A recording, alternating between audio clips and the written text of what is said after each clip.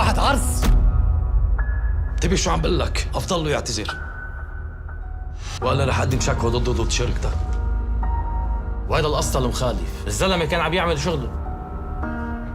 لقد أصبح الفلسطينيون ينشئون دولة خاصة، المهم ألا يبقوا هنا. أنا مش عبد عند حدا وما حدا له عندي شيء.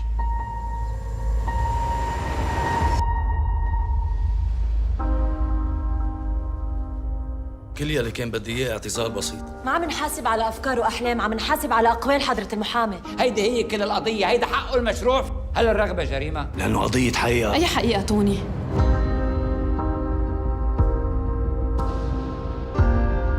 ياسر سلامي كمان صار عنده ردة فعل على الكلمات يلي استهدفت هويته.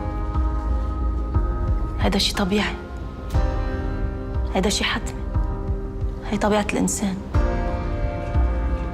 نحن عايشين بهالبلد سيد توني، كلنا اخوة. لا مش كلنا اخوه فخامه الرئيس.